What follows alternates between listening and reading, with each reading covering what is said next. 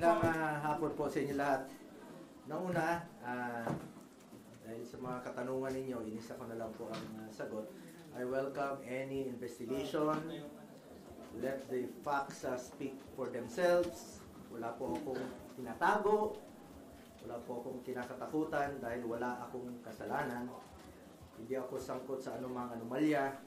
Ang aking sinumpaang tungkulin ay ang maglingkod sa bayan. At hindi ko po sasayangin yung tiwalang binigay po ng taong bayan sa akin. I am one with the Filipino people in this crusade against corruption. Kasama niyo po ako rito. At hindi po tayo titigil at wag po tayong pumayag na ilihis po ang katotohanan. Kasi pag inilihis po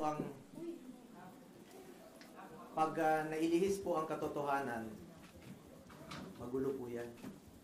Magkakagulo po pag inilihis po ang katotohanan. Tumbukin niyo po yung dapat tumbukin. Hanapin niyo po yung dapat hanapin. Yung talagang mga totoong buhaya. Yung mastermind talaga. Bakit i-atras ngayon? With all due respect to the Ombudsman, sinusuportahan po natin lahat ng investigasyon. At isa po ang aking masasabi, I do not know the Discayas. Hindi ko po kilala. In fact, nung hearing, nung mga nakarambuan dito sa Senado, tinanong ko sila, ang mga Diskaya. Tinanong ko sila, meron ba kayong joint venture with the CLTG? Yes. Tapos na ba? They answered yes. Napapakinabangan na ba? Yes. So, doon po, nagkaroon po ako ng interest din bilang isang senador at miyembro po ng Blue Ribbon na kung may pagkukulang, pagkakamali, kung anomalous o substandard, panagutin niyo, sinabi ko doon. Ako mismo ang willing po akong magkaso. Kasuhan natin yung mga dapat kasuhan, kahit kamag-anak ko. I'm willing to be the complainant kung talagang meron silang pagkukulang. At may pagkukulang ang Diskaya, kasuhan nyo. Wala po akong pakialam. Gusto ko accountability. At I'm urging the Diskayas and lahat ng witnesses, please lang, sabihin niyo yung totoo. Huwag po kayong pumayag na ilihis po yung katotohanan. Kawawa yung Pilipino. Kawawa yung Pilipino. Tumbukin natin ang yung katotohanan. The truth lang po. Yun naman po ang pakiusap ko sa inyo. Natumbukin po natin ang katotohanan. Mula noon hanggang ngayon, ang pinanghahawakan ko po ang delikadesa.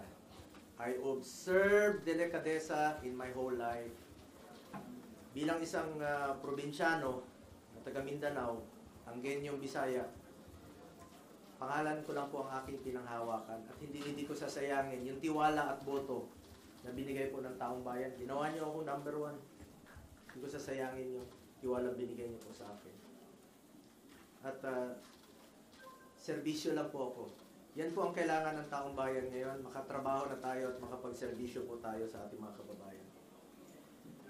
Alam niyo, marami pong nabanggit nung hearing. Ang daming mga pangalan, tinutumbok na eh. Daming mga pangalan, di ba? Dami ng mga nakikita, lumalabas sa mga pangalan.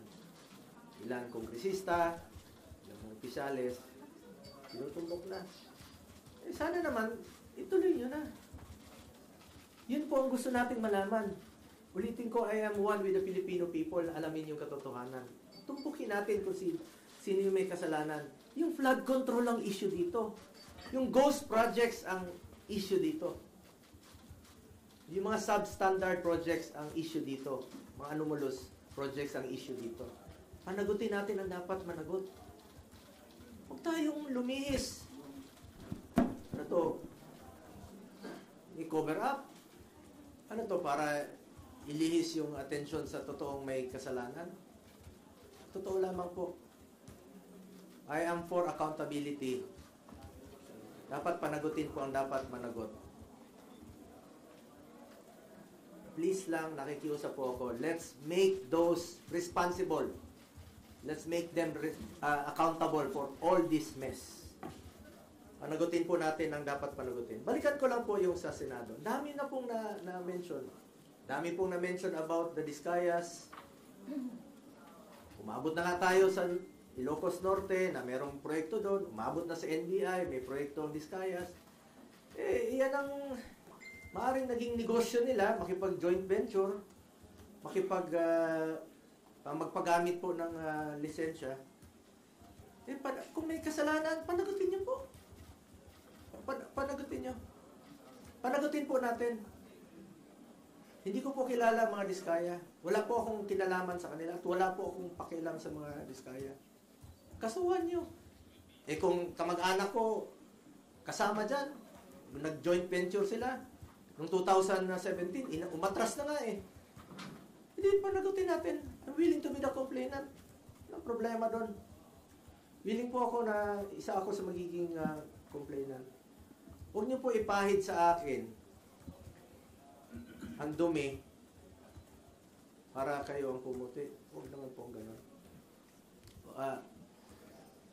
Panagutin natin ang dapat managot dito. At isa po tayo ang ating layunin. Managot po ang dapat managot.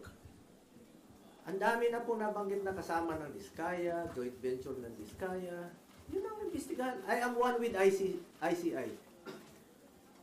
Secretary Vince ng DILG, I'm one with you. I'm one with the Ombudsman. Panagutin ang dapat panagutin.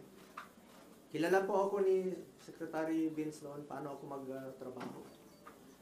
At hindi po ako nakikialam bilang isang public servant. Noon, government employee, 2001,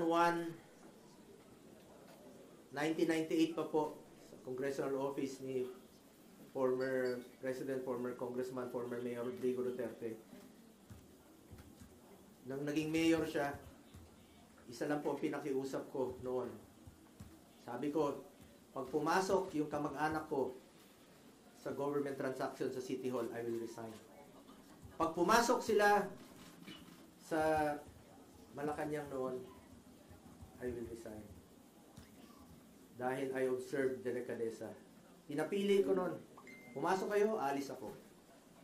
Yan lang po ang puhunan ko rito. Ulitin ko, delikadesa. Hindi ko po kontrolado ang negosyo ng sino mang kamag-anak ko. Ilang beses na po ako naging issue ito, 2018, bago mag-eleksyon, naging issue. Bago mag-eleksyon ng 2022, hindi naman ako tumakbo, naging issue ng 2021. Bago nag-eleksyon, 2025, kinasuhan ako ng 2024. Mapigilan mo bang may negosyo sila? May mga negosyo po, kahit sino sa atin, may mga negosyo po ang pamilya natin. Wala pa ako sa mundong ito, may negosyo na po ang pamilya ko. Ang tanong po dyan, nakialam ba ako, binigyan ko ba ng pabor ang aking kamag-anak? Hindi. Nakinabang ba ako sa negosyo nila? Hindi. Because I observe delikadesa. At hindi ko po babaguhin yang aking prinsipyo, yung delikadesa po. Kung may kasalanan sila, hindi ko naman mabigyan ng negosyo. Kung anong mga negosyo pinasukan nila, uso po yung name dropping. Kahit sino nun, ilang beses ko nang sinabi rito sa hearing, pag ginamit yung pangalan namin ni former President Duterte, consider it denied. Kasi marami pong mga nag-name drop, nakakilala, magpa-picture na ganito. Walang katapusan po yan na issue. Habang nandito po kami sa gobyerno, walang katapusang issue po yan na gagawin sa amin. Kaya ako, inunahan ko na lang po. Meron siya nagsasabi na may magpa-file na naman next week ng kaso, katulad nung kinaso last year, kaso against itong sa pamilya ko na naman. Mapili ko ba yung kamag-anak ko? Kung pwede lang pumili ng kamag-anak, papalitan ko yung kamag-anak ko. Makapili ba tayo ng kamag-anak? Siguro hindi po titigil ito unless na lang palitan ko yung kamag-anak ko. Or, kunin ng Panginoon yung kamag-anak ko, yung tatay ko. Hindi po ako papayag na manghihimasok po sila sa trabaho ko. Ako po ay isang senador, hindi Hindi po ako negosyante, hindi po ako kontraktor. Tatrabaho lang po ako para sa Pilipino. Ngunit ang issue po rito ngayon ay sana po huwag malihis po yung katotohanan. Magulo po yan pag inilihis nila yung katotohanan. Nag-aantay po ang sambayan ng Pilipino. Hindi ko kilala yung Diskaya at let me repeat, hindi po ako nakikipag-usap ng any government contracts o government transaction. Nung naging senador po ako, naging SAP po ako noon, maraming lumalapit, may tulong lang po ako sa kanila. I'm the most accommodating person, sa totoo lamang po, sa panahon ni Pangulong Duterte. Pero hindi po ako humingi ng kapalit. Sinasabi ko lang, gawin nyo lang yung tama. Just do what is right. Lalong-lalo na po sa mga natulungan ng mga nasa gobyerno po. Hindi natin maiwasan, uso yung mga name dropper, walang katapusan gagamitin yung pangalan mo. Ulitin ko lang po, kung may pagkakamali o pagkukulang man ang kamag-anak ko, ako na po mismo ang magpapakaso at magpapakulong po sa kanila. And it would be very unfair on my part na po na maging dahilan pa ako na hindi na po nakipag-cooperate ang Diskaya dahil meron silang pinoproteksyonan. Ako na pong nananawagan muli, not only sa Diskaya, nananawagan po ako sa lahat ng witnesses. Diskaya, lahat ng contractors, magsabi kayo ng totoo. Magsabi kayo ng totoo. Tumbukin po natin yung talagang mastermind. Papunta na eh. Papunta na doon sa mastermind eh. Sa ICI, alam niyo sino yung mga mastermind. Tumbukin niyo po. Sa DPWH, Ombudsman, tumbukin niyo yung mastermind. Sino po yung mga nasa likod nito? Nag-aantay po kami. Nag-aantay ang Pilipino na meron pong mapanagot. Umaatras na ngayon. Paatras na lang paatras. Katapusin ko lang po. Uso kasi ngayon eh. Puputikan ka ng itim para sila ang pumuti. But I trust our people to see through the noise. I have stood by them through floods, fires, earthquakes, and the pandemic. I earned their trust not through words but through action. Serbisyo po ako at pagmamalasakit sa Pilipino. At hindi ko po sasayangin yung tiwalang binigay niyo po sa akin. I will never walk away from them. Sa katotohanan lang po tayo, pakiusap ko lang po, sa katotohanan lang tayo. Lumabas po yung totoo muna. The truth lang po. Ilabas niyo po yung katotohanan. Yan po ang pakiusap ko sa ICI, Secretary Vince, at sa lahat po nag-iimbestiga. Doon lang po tayo sa katotohanan. Huwag na tayong paikot-ikot pa. Huwag natin ilihis ang katotohanan. Huwag niyo pong lokohin ng Pilipino. Tumbukin po natin ang dapat na tumbukin. Anong kinalaman ko dyan sa 2017? Kung meron mga joint venture sila, please check. Imbestigahan nyo po. Panagutin nyo, kasuhan nyo. Willing po ako maging complainant. Kung may mga pagkukulang, willing po ako. Kesa naman papaikot-ikot pa natin. Kasi expect it na hindi lang po ito ang mangyayari. May mga gumagalaw na wersa para iikot po yung katotohanan. Para hindi mapanagot. Nandun na eh. Klarong-klaro na dito. Nag-imbestiga na tayo dito sa Blue Ribbon Committee. Marami nang lumalabas. Ang dami-daming mga kongresista na sila mismo ang kontraktor. Sila mismo. Congressman talaga na kontraktor. Yung kontraktor talaga. Sila mismo. Kung layo ko dyan, ang kinalaman ko dyan. Pigilan mo ba magnegosyo yung mga tao, mga kamag-anak? Hindi natin mapigilan. Basta walang kalokohan. Ayaw ko po ng kalokohan. Ever since, ayaw na ayaw ko po ng kalokohan. At nakikiusap lang po ako sa lahat, no, sa DPWH, sa Ombudsman, sana po'y maging fair. Tumbukin natin ang katotohanan. At sana naman po, wag naman po akong gawing dahilan na hindi mag-cooperate dahil merong tinatago at pinoproteksyonan. Ako na po ang nagsasabi. Ako po ang nagsasabi. Please lang, sabihin niyo po ang katotohanan. Katotohanan lamang po. Ilabas niyo po yung katotohanan. And let me repeat, hindi ko po kilala yung mga Diskaya. Balikan ko yung joint venture na trabaho nila. Tingnan nyo kung tapos na. Napakinabangan naman ng taong bayan. Kung napakinabangan, may COA po. Trabaho ng COA yan to check kung tapos na po at napapakinabangan. At meron bang problema. Kung may problema, kasuhan nyo po. Please. Ako na po nagsasabi, kasuhan nyo po. Wala po akong kinalaman dyan. Wala po akong pakialam dyan sa kahit na anong negosyo. Naka-focus lang po ako sa trabaho ko bilang senador. Sir, there are claims that the Discayas might be protecting you. You already said you don't know them, but is there any reason they could be protecting you at this time? Sabi ko nga, sabihin nilang totoo eh. Ako na po ang nagsasabi sa Diskaya, sabihin niyo yung totoo. Kasi biglang nalihis yung objective dito, ang tinutumbok natin dito, sino yung mga buhaya? Tinutumbok natin sino yung mga buhaya talaga, malapit na eh. Lumalabas naman eh. Yun ang hanapin ninyo, panagutin nyo, kasuhan nyo. Eh ngayon, bakit kayo atras? Ang layo eh. Ang layo ng inatrasan nyo, parang cover up na ang nangyayari. Tumbukin ninyo yung mastermind. Ang issue dito yung flood control at yung mga ghost projects.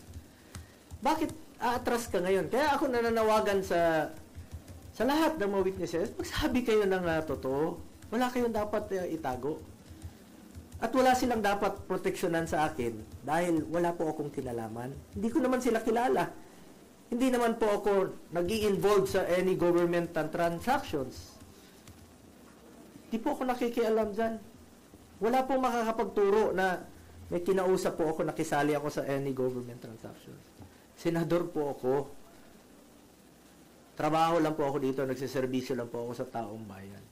At hindi ko nga sasayangin yung tiwalang binigay ko po. Hindi ko sasayangin tiwalang binigay nyo sa akin. Mas problema tayo ngayon, mas gugulo ang bayan pag ilihis nyo po ang katotohanan. Marami pong nag-aantay sa ngayon. Malaman yung katotohanan at matumbok ang may kasalanan at may pananagutan dito sa mga ghost project, dito sa mga flood control projects po. But sir, would you be willing to cooperate with DPWH, Ombudsman, ICI with the investigation? Sabi ko nga, willing pa akong maging complainant eh. I'm willing na maging complainant kung meron po may kasalanan dito. Sabi ko, kahit kamag-anak ko, I don't care. Kung may kasalanan sila, kasuhan sila, ako pa maging complainant. Pag may pagkukulang sila, substandard, pagkukulang, panagutin sila. So, wag lang pong paatras yung investigasyon.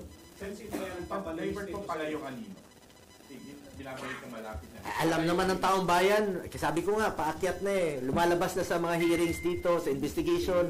Alam naman natin kung sino yung mga nagpupondo, sino yung mga totoong mga contractor, sino yung mga involved sa anomalous projects. Eh, lumalabas na yung katotohanan eh. Paakyat na paakyat eh. Habang paakyat, inililihis po sa katotohanan, umaatras, binabalik sa administrasyon ni former President Duterte na wala naman pong basihan.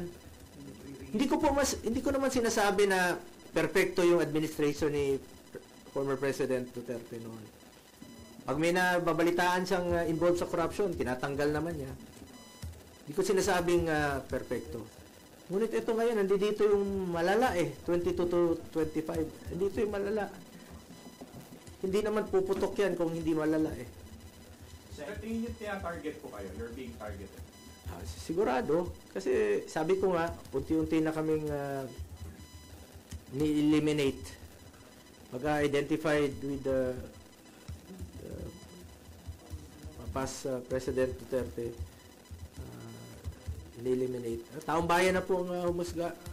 Alam niyo naman kung sino yung nagtatrabaho. Alam niyo naman kung sino yung nagsiservisyo lang ng tama. At alam niyo po kung sino yung talagang totoong nagmamalasakit at nagmamahal sa Pilipino.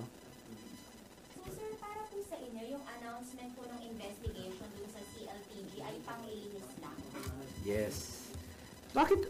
Ang layo binuksan ko na yan dito. Ako na nga mismo Tinanong ko na nga sila. Diba tinanong ko na sa hearing? First hearing po ng Blue Ribbon Committee, isa yan sa aking unang tinanong. Naging transparent po ako.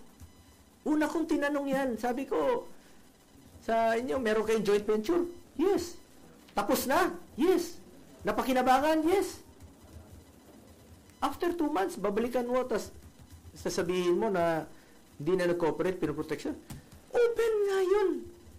Andyan bukas po yun sa hearing sa Senado. Sabi ko, willing po ako to cooperate.